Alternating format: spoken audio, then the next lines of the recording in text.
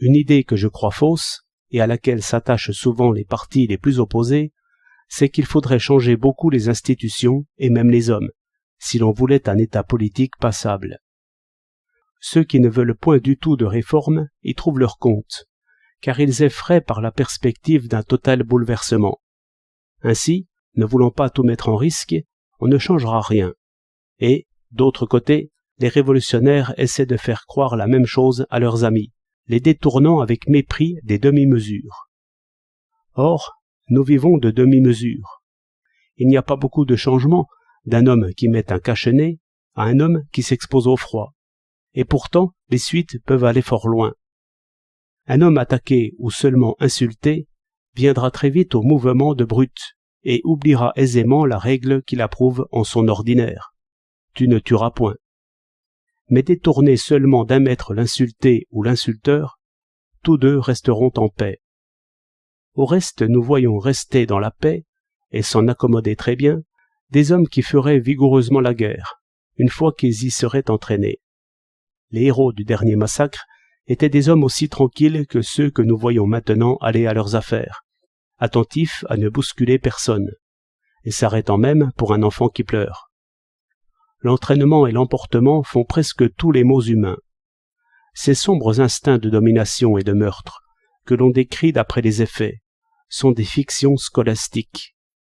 Il n'y a point d'autre férocité, en la plupart des hommes, que ce puissant système d'os, de muscles et de nerfs qui s'irrite si promptement par sa propre action. La paix et la guerre se feront par les mêmes ressorts. Les grands corps que l'on nomme nations sont de même, et encore plus évidemment, car on peut encore parler avec vraisemblance d'un homme méchant ou brutal, mais qui voudrait dire qu'il y a des nations méchantes ou brutales? Celui qui a fait commerce ou hospitalité avec d'autres peuples dira toujours qu'il a trouvé la même paix et le même droit partout où il n'y a point de peur. En revanche, dès que la peur fait croire à la nécessité de combattre, il n'y a point de peuple doux, et vous trouverez que les plus paisibles seront redoutables dans l'action. Il ne faut point croire que les méchants font la guerre, pendant que les bons les regardent avec horreur. Ce sont les mêmes hommes qui font la guerre, et qui aiment la paix. Et les vertus de paix, comme résignation, obéissance, dévouement, éclatent dans la guerre. D'un régime à l'autre, il n'y a point tant de différence, si l'on regarde bien. De petits changements assureront un an de paix, et encore un an, et cela peut durer sans fin. De la même manière, une étincelle peut incendier 10 maisons, mais en revanche, comme disait un homme du métier, il n'est guère d'incendie en son commencement qu'un seau d'eau ne puisse éteindre. En suivant cette idée, je conçois aisément une société meilleure qui ne diffère pas beaucoup de l'ancienne. Composée des mêmes hommes, oui, des mêmes barbares.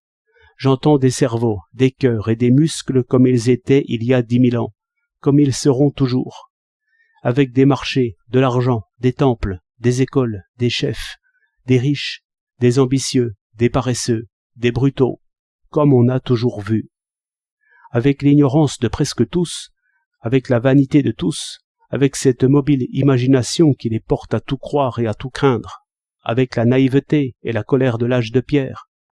Enfin, avec tout ce qui a fleuri dans l'an de malheur de 1914, et par des changements à peine perceptibles, je crois qu'on peut faire une société pacifique, juste et sage. Non pas absolument, mais bien au-delà de ce que les réformateurs à système nous font espérer. Tout pouvoir est méchant dès qu'on le laisse faire. Tout pouvoir est sage dès qu'il se sent jugé. Si l'opinion savait ce qu'elle peut, nous aurions des rois d'Yvetot.